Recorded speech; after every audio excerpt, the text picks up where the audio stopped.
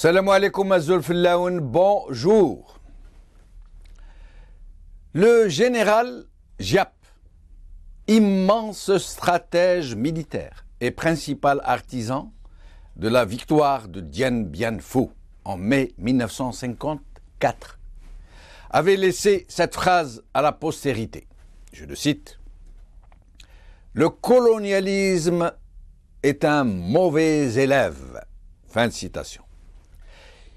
Le général Giap faisait allusion à la France coloniale qui, après avoir reçu la magistrale leçon vietnamienne, n'en avait pas tiré les enseignements qu'il fallait. Juste après la cuisante défaite au Vietnam en 1954, elle s'était lancée dans une autre guerre coloniale qui se solda finalement par l'indépendance d'un peuple qu'elle avait pensé pouvoir maintenir en esclavage juste parce qu'elle disposait d'une armée très puissante. En fait, la sentence du général Giap ne devrait pas être seulement destinée à la seule France coloniale, mais à tous ceux qui croient que les peuples subjugués sont définitivement neutralisés et qu'ils ne relèveront plus jamais la tête. Ils sont assurément de mauvais élèves, eux aussi, ces despotes emplis de suffisance et de mépris. Ils sont aveuglés par la puissance toute conjoncturelle qui les porte, par la docilité trompeuse des masses traumatisées parce qu'elles ont enduré de violences, réduites à la soumission par la force brutale, la subversion, le mensonge.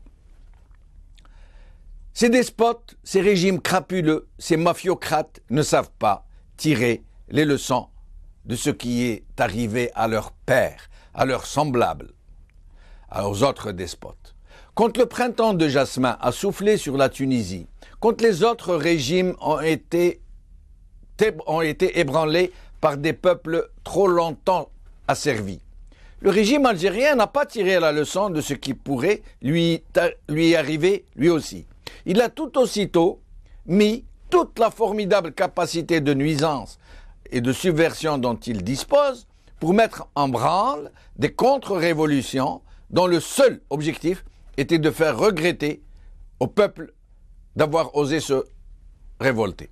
Le régime algérien a joué un rôle d'une immense portée, d'une terrifiante portée, dans toutes les contre-révolutions qui ont altéré les insurrections populaires.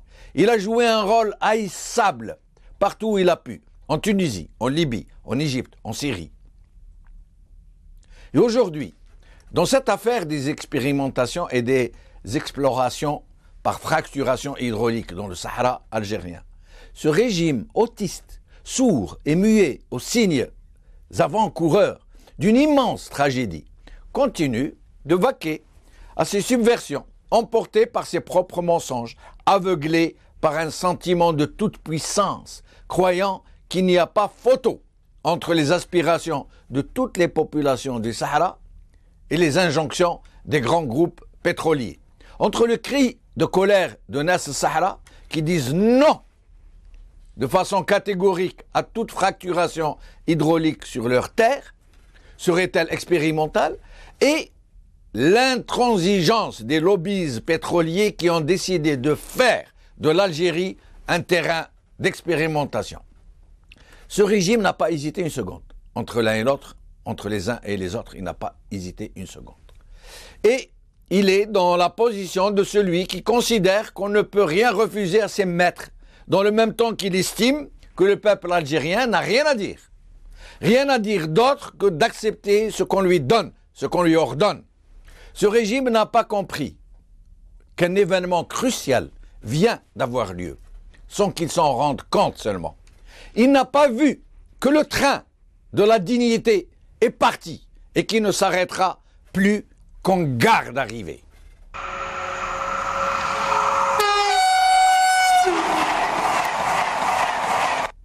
Aujourd'hui, le soir d'Algérie, c'est la présidence qui se serait opposée à l'initiative. Annulation de la réunion entre Sellel et les délégués d'Insalah par MM. Le matin des aides, lettre aux citoyens d'In Salah, non au gaz de schiste par Abdelwahab Zatri. TSA, entretien Amara Ben Younes. Quand François Hollande parle, un certain nombre d'Algériens sont au garde à vous. Propos recueillis par Hajer Gnen.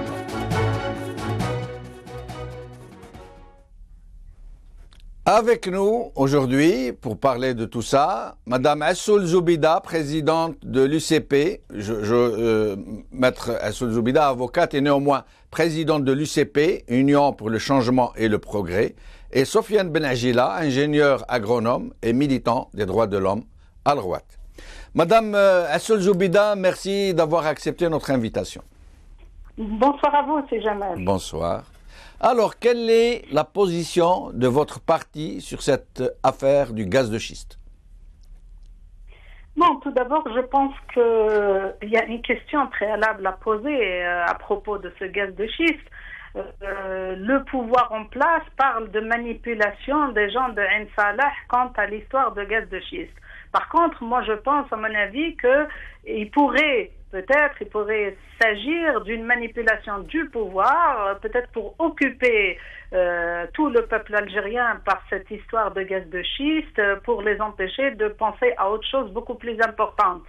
Je dis cela parce que selon les données qui sont en notre possession à partir des expertises de certains experts en hydrocarbures et notamment en gaz de schiste, le pouvoir était déjà en train d'explorer le gaz de schiste depuis déjà au moins 2008 et pas uniquement dans le sud, dans certaines régions de l'ouest et de l'est même. Oui, oui. Donc, à mon avis, ça ne date pas d'aujourd'hui.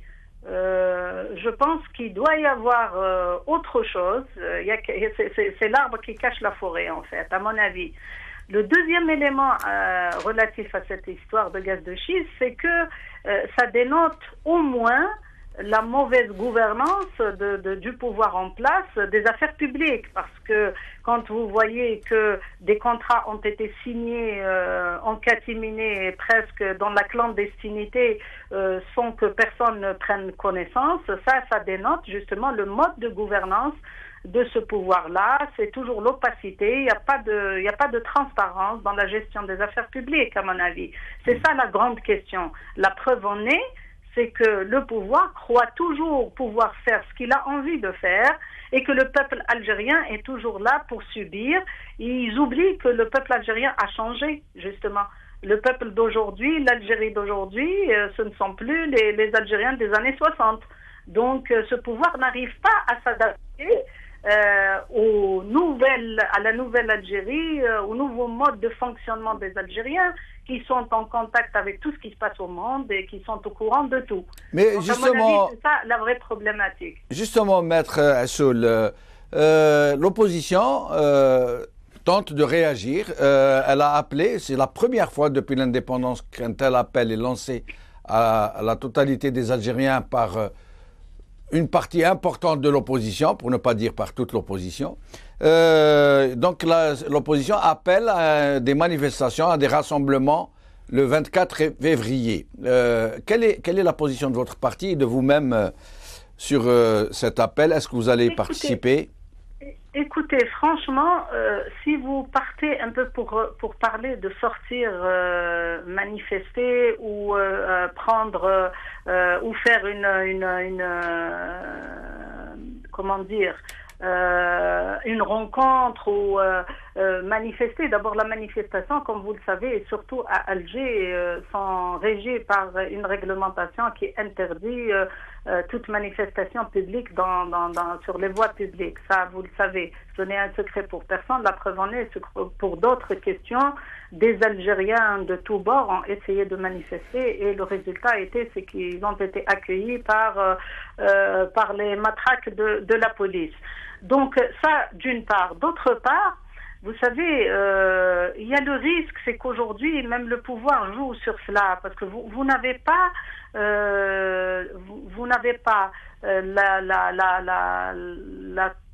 la confirmation que les gens ne vont pas justement essayer de manipuler ou de créer quelque chose qui puisse faire échouer cette tentative.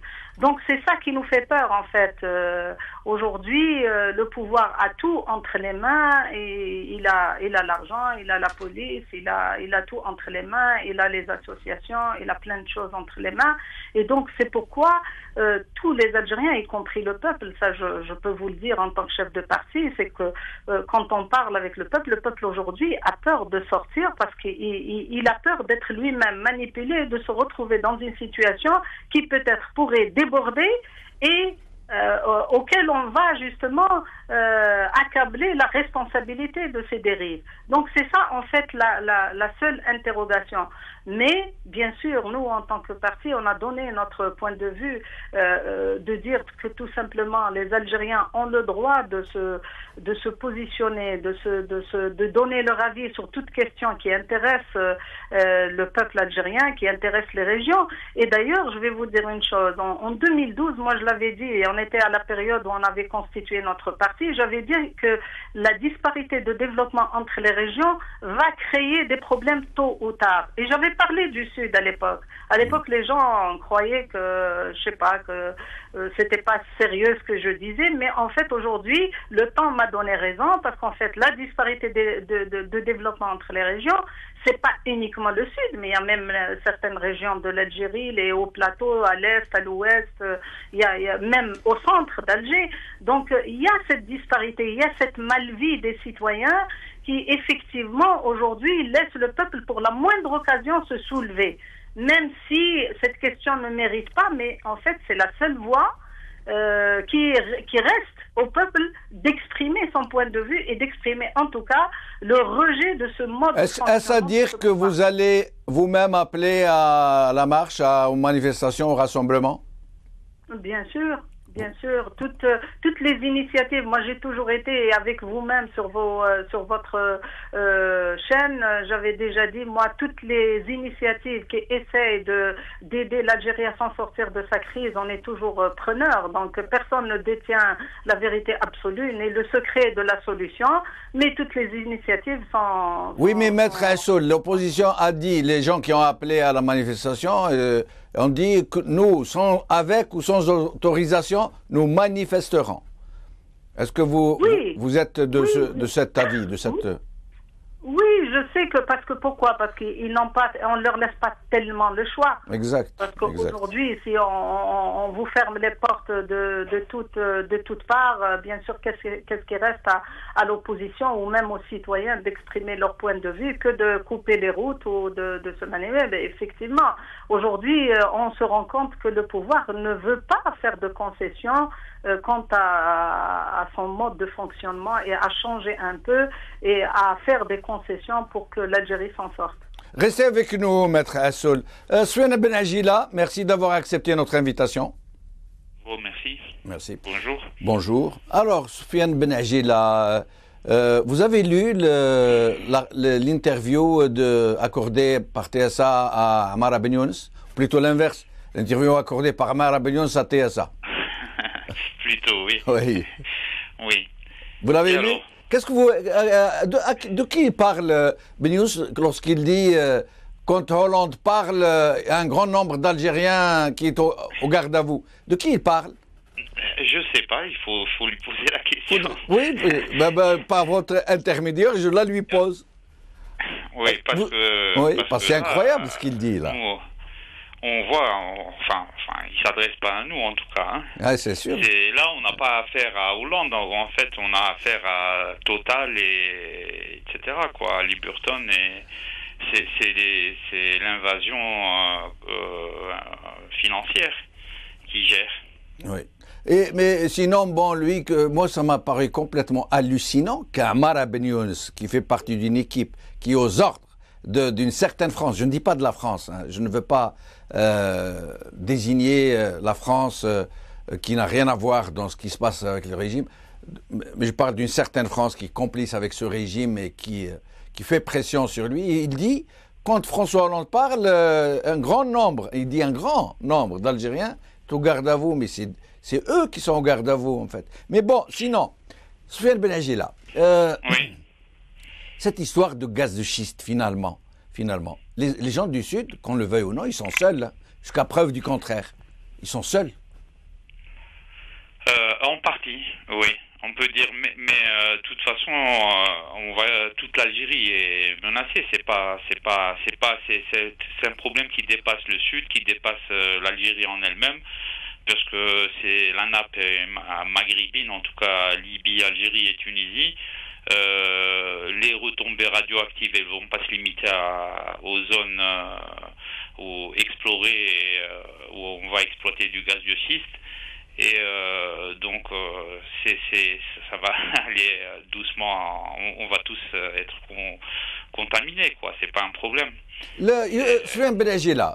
Certains experts, ceux qui sont affiliés, j'allais dire, au régime, nous disent non, il n'y a aucun risque. Vous êtes ingénieur agronome. Vous y connaissez très bien en matière d'agriculture, d'eau, de nappes phréatiques, de nappes en eau profonde, de l'albien, ces eaux fossiles, etc. Et vous connaissez très bien ce sujet de cette mer souterraine qui se trouve sous le Sahara. Ils nous disent qu'il n'y a pas de risque. La fracturation hydraulique ne représente aucun risque. Vous êtes de cet avis? Moi, je vois pas comment elle peut pas présenter de risque. On en a déjà parlé, le sujet a été... et en plus, ce qui ne se dit pas souvent, c'est que après, même les puits qui sont taris, qu'on n'exploite plus, représentent un risque. Dites-nous, expliquez-nous. Oui. Expliquez-nous. Ouais. Donc, même les puits, la multitude, les milliers de puits qu'on va laisser après, vont continuer à contaminer. On n'arrive pas à les boucher totalement. On ne peut pas boucher tous ces millions de fissures qu'il y a dans le sol. Donc, c'est pas la peine c'est trop gros comme mensonge. Ça passe pas. Oui. Ça peut pas passer. C'est illogique. Et ce qui est en jeu, c'est qu'il y a 93 000 hectares de terre. C'est l'ensemble des oasis. Et c'est une bonne partie de la population algérienne. Et les dégâts sont irréversibles. Le dialogue qu'on dit, il n'y a aucun risque, on l'a dit pour Legan en 60, et on a continué à tirer jusqu'en 66, et on ne peut pas avoir accès à tous les dossiers, et les dégâts, on les voit encore aujourd'hui. Oui. Et voilà quoi.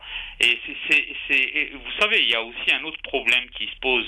On sent l'invasion des multinationales, même sur les transnationales, qui ont une emprise maintenant sur les pouvoirs publics. Même dans ce qui se développe depuis 2008, c'est l'agro-business, où ils prennent des terres. Il y a des achats, et l'Afrique est particulièrement visée. Et ils laissent les paysans qui vivaient de façon autonome, ils les laissent après, c'est-à-dire il n'y a plus de survie, quoi. Monsanto et compagnie, quoi. Et non, c'est surtout des sociétés qui sont dans l'agroalimentaire, qui a comme le projet Pro Savannah là au Mozambique avec 14 millions d'hectares qui vont être arrachés aux populations, qui c'est le combat. Et voilà, c'est pas. Au sujet de l'appel, Soufiane Benengila, au sujet de l'appel à la manifestation, à des rassemblements et à des marches pour le 24 février, quel est votre point de vue? Est-ce que vous allez y participer vous-même? Est-ce que vous allez y appeler? Pour le principe, oui. D'accord. Mais le travail ne se limite pas à la marche du 24. Oui. Le travail, c'est tout le temps. Oui, mais Soufiane Benengila, il faut reconnaître que si cette marche a lieu, si elle se produit, cette marche, ces manifestations, ces rassemblements, dans tout le pays, si ça se produit, ce sera quelque chose de nouveau. Ce sera un véritable tournant politique. Oui. C'est ça que... Parce que le facteur énergétique, c'est le facteur... c'est clé de la société algérienne. Hein. Oui. Et là, c'est pour la première fois où c'est la société civile, d'une façon générale. Mais ce qui est désolant, c'est que dans dans les sittings, les rassemblements et tout contre le gaz de schiste, on voit pas une communauté, on voit pas de médecins, on voit pas l'élite, disons, de la société est complètement absente. On voit pas les biologistes n'interviennent pas, les gens de l'environnement ne sont pas là. C'est pas normal que, par exemple, à droite, les gens qui parlent de gaz de schiste, ce soit des chômeurs, que les médecins n'en parlent pas. Vous voulez dire qu'il y a une démission des élites? Il y a quasiment, on peut l'assimiler à une trahison. On parle pas d'Ascarel, on parle pas des cancers. Oui. Il y a tout ça. Les élites ne sont pas dans le coup, quoi. Elles sont mortellement absentes. Restez avec nous, Soufiane Benagila. Maître Assoul, Soufiane Benagila vient d'évoquer ce sujet dont on parle ces derniers temps, dont on parle beaucoup, celui de la démission des élites intellectuelles. Qu'est-ce que vous en pensez vous-même? Oui, effectivement, ça c'est le constat que tout le monde fait au quotidien, et notamment nous les politiques, parce que sur le terrain, effectivement... Madame Maître Assoul, on vous entend pas bien.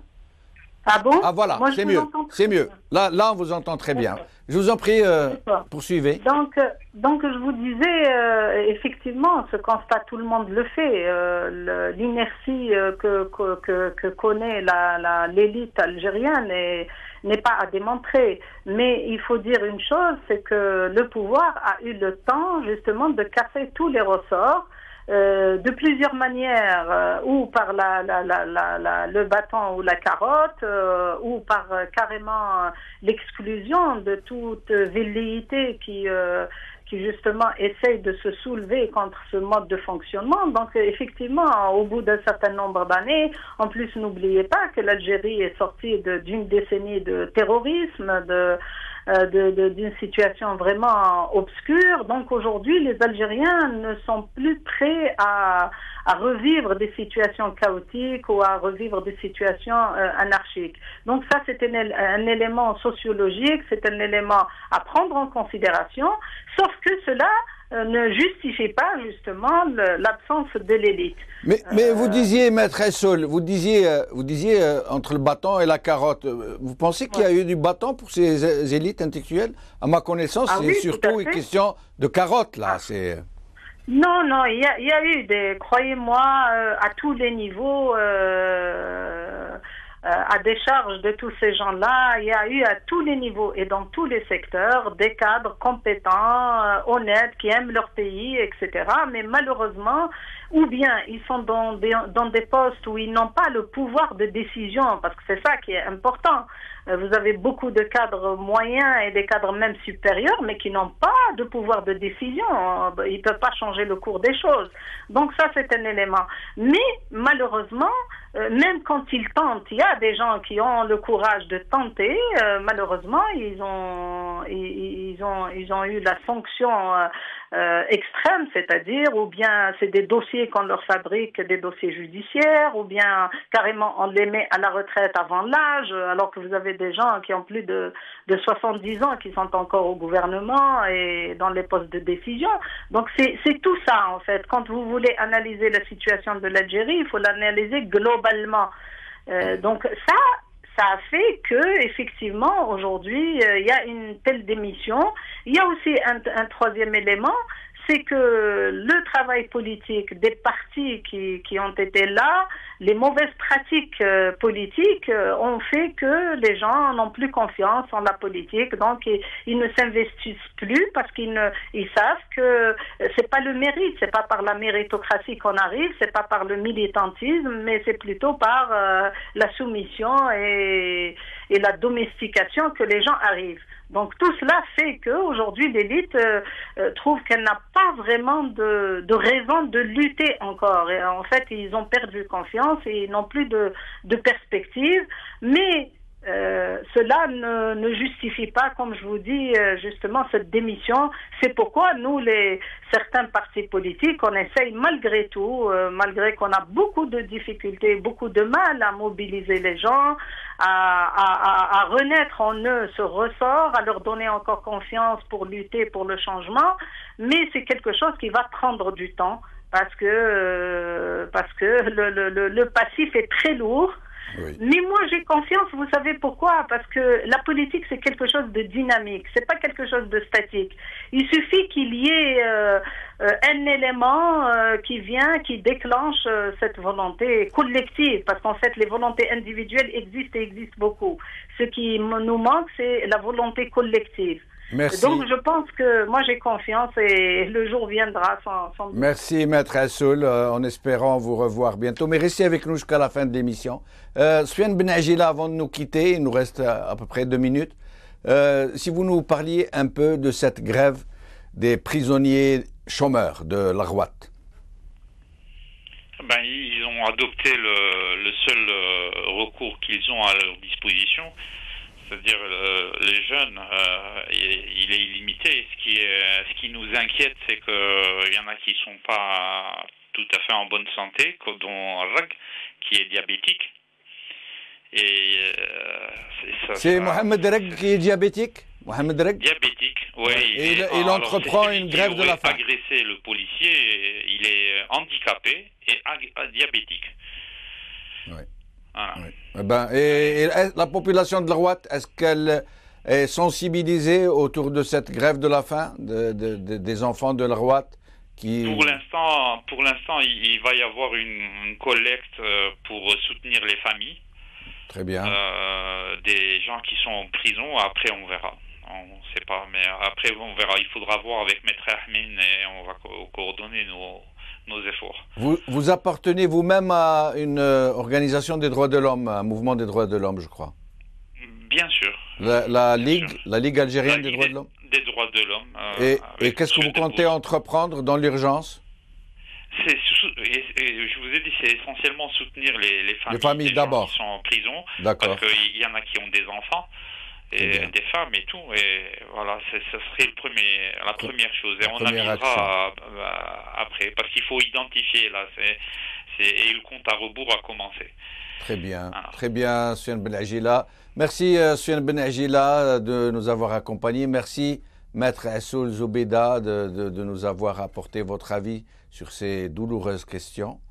Cette émission est maintenant terminée. Salam alaikum. Qawala khair. Slama.